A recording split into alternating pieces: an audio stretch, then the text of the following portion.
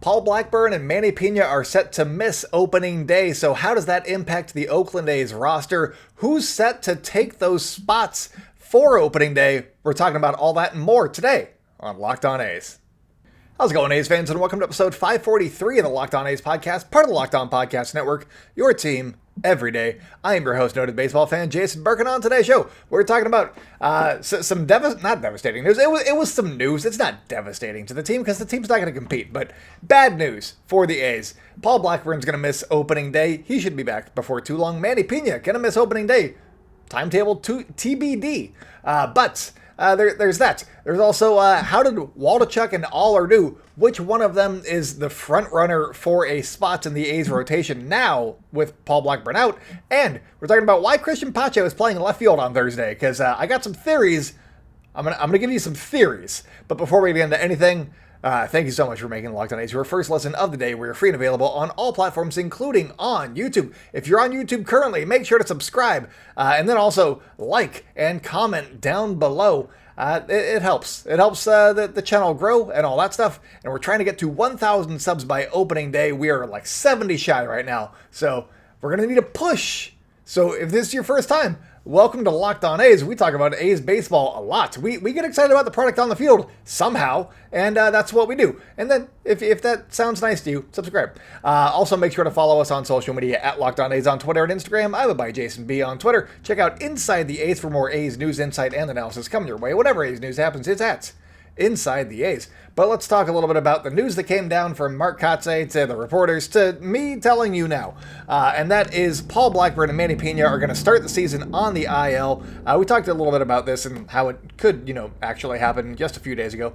But Manny Piña is dealing with some inflammation. That is what the specialist said, is that he has inflammation in his surgically repaired left wrist. That's his catching wrist, because he's a catcher. And he's 35 years old, so you need wrists to catch baseballs, and his is inflamed. So that's timetable TBD. Do not know what is coming down the pike for him.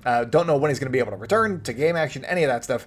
That's what TBD means, to be determined. A little lingo for you.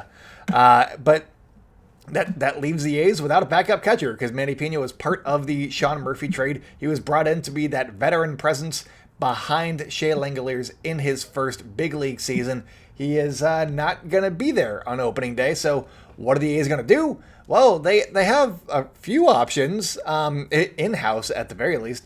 And one of those is Pozo. Pozo's been good. He's been all right. This spring, he was already reassigned to minor league camp. So, but they can bring him back. That's not a big deal whatsoever. He's good. He's a contact bat. I think that he's probably the front runner, honestly. He's been up to the big leagues. He's had lots of experience in AAA. So he's probably the front runner because he's hit the stops already. And then you got Kyle McCann. He was the A's fourth round draft pick in 2019. He had a bad 2021 season after the pandemic. His first full season when he just landed in AA. Struggled a little bit in AA last year. Was a lot better. And then he played 7 games in AAA. So that is his experience in the upper minors is AAA, 7 games. Not a lot of experience. And so if you're looking for somebody to replace Manny Piña, you're probably going with Pozo, who has that upper minors experience at the very least. But they also said that Soderstrom has not been ruled out as an option either. The A's number 1 prospect, Tyler Soderstrom, who some believe is not a catcher, is still in the running to be the A's backup catcher. Probably not. Reading the tea leaves, probably not. They want him to develop. They have a lot invested in him developing properly, and having him come to the big leagues and sit on the bench, probably not the best option for Tyler Soderstrom and his development and the A's, just moving forward. So probably not, but Mark Kotsay didn't rule it out either. It sounds like they're mulling that idea for some reason. I'm not sure why, but that's what's being reported. I also think that, depending on the timeline for Manny Piña, if it's a couple of weeks, sure, bring up Pozo, do whatever you're going to do there. But if it's going to be for a longer time, they could scour the market a little bit later, over the next couple of weeks, once rosters are trimmed a little bit further from, around the league, and they could scoop up a veteran that way. And that would be a little bit easier from a roster construction standpoint. You don't have to really lose If you have to cut that person when Manny Piña gets back, that's fine. No big deal. So there's a bunch of different factors to go into it. So that's the Manny Piña situation. But Paul Blackburn's status, he's going to be missing opening day. He's got a torn fingernail. Basically, how fast is his nail gonna grow? That's the question, and that will determine when Paul Blackburn returns to the A's rotation. But his status being uncertain, or not now being cemented for opening day, really makes me believe that Shintaro Fujinami is going to be the A's opening day starter because he's the best option. I think he has the most upside. And who wouldn't want to see him facing Shohei Ohtani on opening day at the Coliseum? I think if you're trying to get butts in the seats, that's one way to do it. Go do that. So yeah, I gave my entire argument for that in the last episode. So go listen to that one too, or watch and then subscribe on YouTube. But yeah, just a lot of different variables to go into it besides him just being good. I think that there's a lot that we could be excited about if Fuji is the opening day starter for the A's. But outside of Paul Blackburn, the A's have two spots open in their rotation now. They had the fifth spot already open, and now they got Paul Blackburn's spot, and there are technically four guys vying for those spots. You got Adam Oller, Ken Waldichuk, Kyle Muller, and J.P. Sears. Sears is from the Montas trade, so is Waldichuk. Muller is from the Sean Murphy trade, and then Oller is from the Chris Bassett trade. So lots of trade pieces vying for spots on the A's opening day roster. It seems as though Sears is going to be basically the A's second lefty out of the bullpen. So he might not be in that mix. So it's basically down to Oller, Waldichuk, and Sears. Or sorry, not Sears, Muller. Two of those three guys are going to be in the A's opening day rotation. Maybe all three of them make it if they go for the sixth man, but I don't know. It's kind of up in the air right now, but I'm going to make a case for one of those guys in the upcoming segment because Ken Waldichuk and Adam Oller pitched on Thursday, and one of them is having one heck of a spring, and I'm going to tell you who it is in just a second. Today's episode is brought to you by FanDuel. The tournament is heating up, and now is the perfect time to download FanDuel, America's #1 sportsbook, because new customers get a no-sweat first bet up to $1,000. That's bonus bets back if your first bet doesn't win. Just download the FanDuel Sportsbook app. That's how you say that. It's safe, secure, and super easy to use. Then you can bet on everything from the money line to point scores and three-pointers drained. The A's are still at 59.5, I believe. Over-under.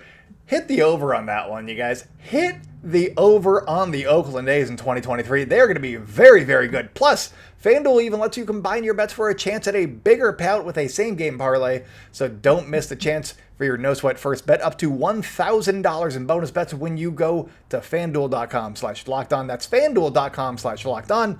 Make every moment more with FanDuel, an official sports betting partner of the NBA. Welcome back to the Locked On A's podcast. If you guys are enjoying the show, make sure to subscribe wherever you like to hear podcasts. Follow us on social media at Locked On A's on Twitter and Instagram. I am by Jason B on Twitter. Check out Inside the A's for more A's news, insight, and analysis coming your way whenever A's news happens. It's at Inside the A's. That's at Inside the A's on Twitter. Or if you want to type in the URL, it's si.com/MLB/athletics. But let's talk about Ken Waldichuk and his start. He got the start against the Royals on Thursday. He went 4 1/3 innings pitched, gave up 6 hits, 2 runs, walked 1, struck out 3 through 72 pitches. That's a fine line. That's an okay line. I mean, it's the best line that he's had so far this spring, so that's good. And that's both in terms of runs allowed, which was only 2, and innings pitched, which was 4 1/3. Those are both the best that he's done so far. And hopefully, so far. He said that his slider felt sharper, so that's good. He was trying to throw it a little bit harder as well. I believe I don't know.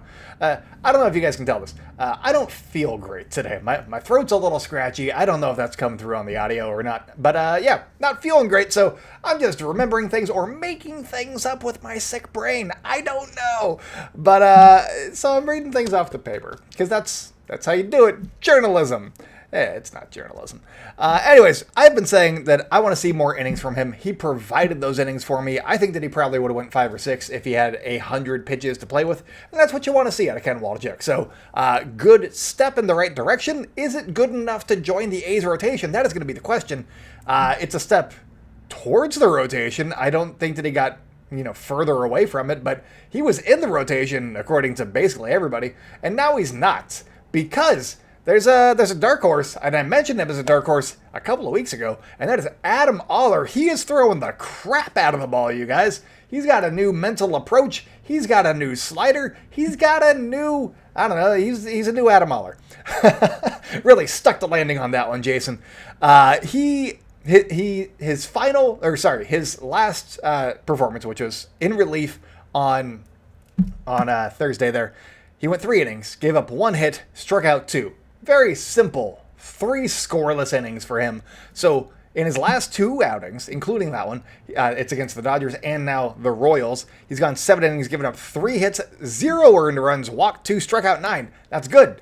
Also, for all 4 of his appearances this spring, 12 2/3 innings pitched, 2 earned runs, 9 hits, 4 walks, 16 strikeouts. Look at those strikeouts. He has a 1.42 ERA and a 1.03 whip. He's having a dominating spring, my friends. He is making his case to be in this rotation. He is trying to show everybody that did not believe in him that he is Adam friggin' Oller, and he's going to be Chris Bassett, as I've been saying since he got traded for. I feel some Chris Bassett vibes from him, and I think that obviously it's spring training. But he feels different right now, and I'm very excited about what he's doing. The one caveat here, and I'm probably going to write about this and go into a little bit more detail, but the one caveat when it comes to Adam Oller this spring, those numbers are amazing. 12 2/3 innings pitched, 2 earned runs are allowed. That's a 1.42 ERA, a 1.03 whip. Those are good numbers. He's striking out more than a batter an inning. He's not walking a lot of guys. He's doing great. The one caveat here is that he hasn't faced the stiffest competition.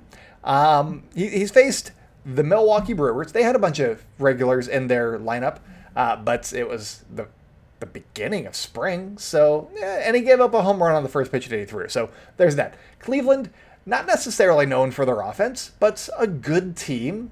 The Dodgers, he faced the Dodgers, the mighty Dodgers, but it was their B squad. I think that they had like 2 starters in that entire lineup, so not necessarily murderer's row there. And then the Kansas City Royals, who are in fact still the Kansas City Royals, so not necessarily the stiffest competition that he has been facing here. I did some research, not real research. I looked at who he faced in the Royals lineup, and I was like, hey, I don't know these names. And granted, do I know all of the Royals' names? No, but I know some of the guys. I know, like, Vinny Pasquantino. I know Salvador Perez. I know Kyle Isbell, who is actually one of the guys that he faced. But, yeah, I know, like, some guys. I know baseball. Baseball's fun. I didn't know these guys. They are minor league guys that he was facing. So let's get into it. In the 6th inning, that was his first inning of work, he faced a Double-A outfielder. And then he faced a major league outfielder. That was Kyle Isbell. And then he faced a Triple-A catcher. Those were the 3 batters that he faced in his first inning of work. There you go. In the 7th inning, he faced a Triple-A utility player. That's something. I think it was a high pick. I think it was like the 32nd overall pick in the draft a couple years ago. But yeah, still, utility player in Triple-A. He's Adam friggin' Oller. No contest. And then he faced a Double-A middle infielder, a Double-A second baseman, and a Triple-A corner infielder. And then in his final inning of work, Triple-A catcher first base. I don't think that he's as good as Tyler Soderstrom because didn't know who he was. But yeah, same positions. Catcher first baseman from Triple-A. And then a Double-A shortstop. And then he also faced a Double-A outfielder for a second time. The first guy that he faced him one more time. He allowed 1 hit. And that was his outing. And so if you're looking for a caveat or a reason to not include Adam Oller, that's why. It's because the competition hasn't been great. He faced the Dodgers B squad. He faced the Dodgers, but it was their B squad. And that's how you inflate your numbers in spring in a small sample size, is you face Double-A competition while you're trying to make a major league roster. But that being said, he has mowed down everybody that's been in front of him. So he has done his job with the opportunity that he has been presented. And he's also proving that AAA may just be a waste of his time because he just mowed down a bunch of AAA guys and AA guys, but he's just mowing everybody down. Anybody he's facing, mowing them down. So I think that he's probably in line to be in the A's opening day rotation, especially now that Paul Blackburn is hitting the IL and is not going to be ready for the season opener in just a couple of weeks. Get excited about Fuji versus Ohtani. Another thing you should probably get excited about is watching Cristian Pache playing the outfield, but he was playing left field on Thursday. We're going to talk about why that could be coming up on Locked On A's.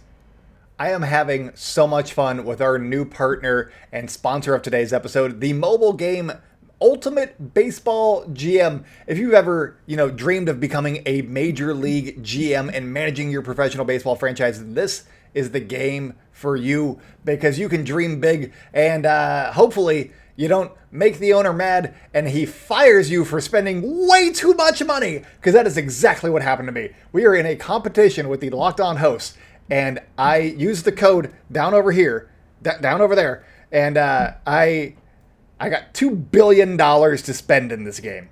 And I blew it all in less than 10 years. And I was fired.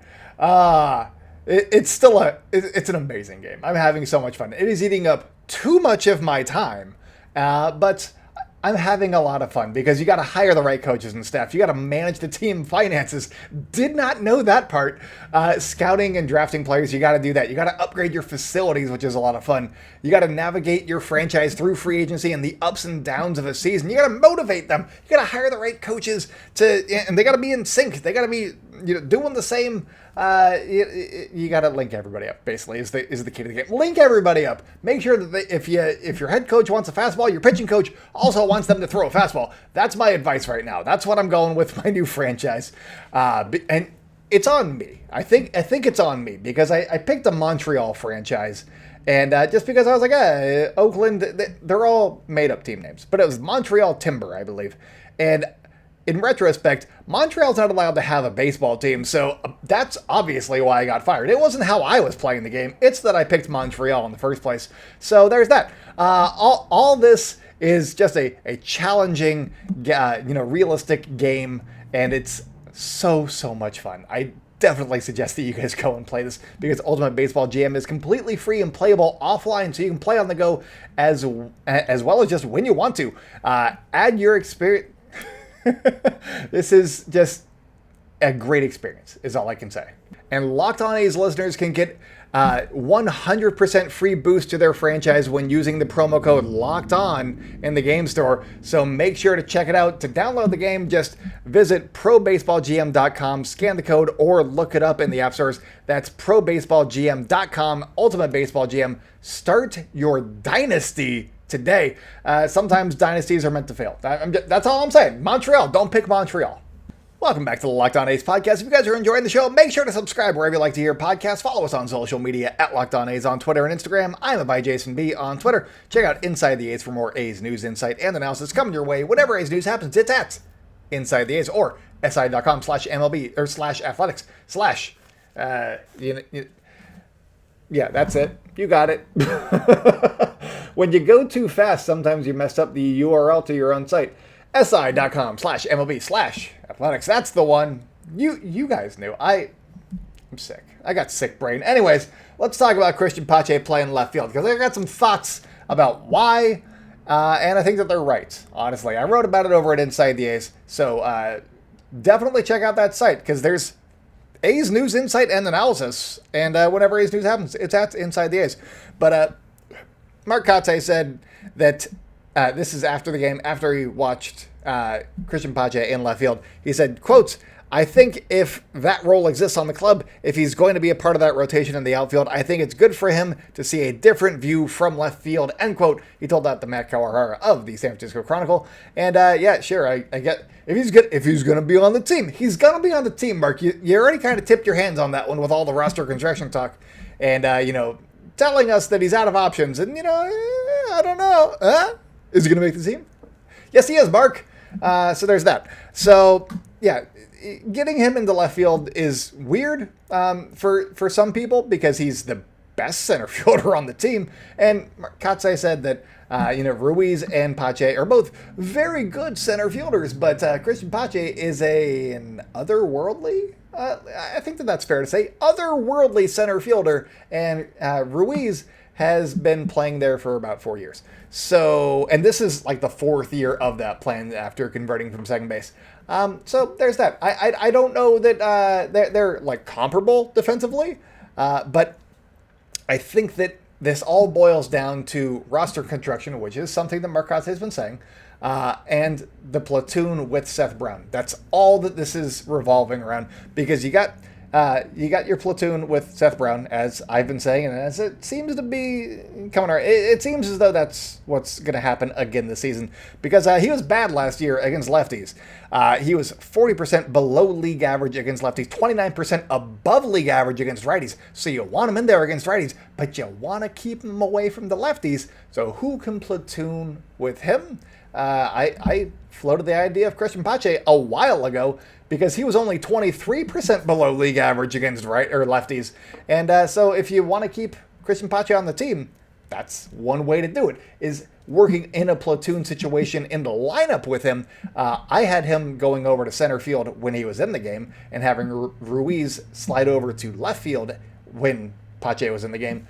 But if that is what they're doing with the lineup, with Pache and Brown switching off between lefties and righties, then I think that the reason that you would have Pache just go to left field instead of center field is because they don't want Ruiz to have to keep going back and forth depending on what the platoon over in left field is doing. I think that they're trying to take something off of Ruiz's plate, because he already struggled at the major league level. He hit 171 with like a 194 on base last year in like 36 at-bats, 36 plate appearances.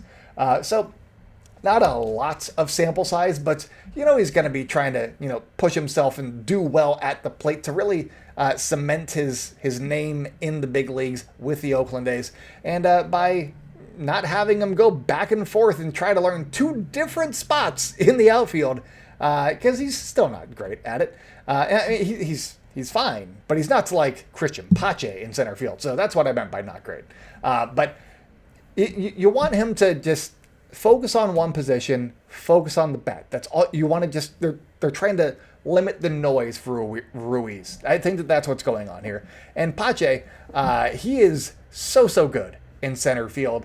And I feel like he could just play left field with his eyes closed, and he could do it in his sleep, probably. And that's going to come in handy, because then he'll be well rested for those at-bats, and he's going to be hitting 300 because he's just over there asleep in left field, because he's just so good. So that's my thoughts, is they're just trying to limit the stuff that Ruiz has to deal with at the big league level as he gets his feet under him. And then once his feet get under him, maybe they can switch him back and forth all they want to, and get Pache into the lineup that way and just have him play center field. But I think initially it makes a lot of sense.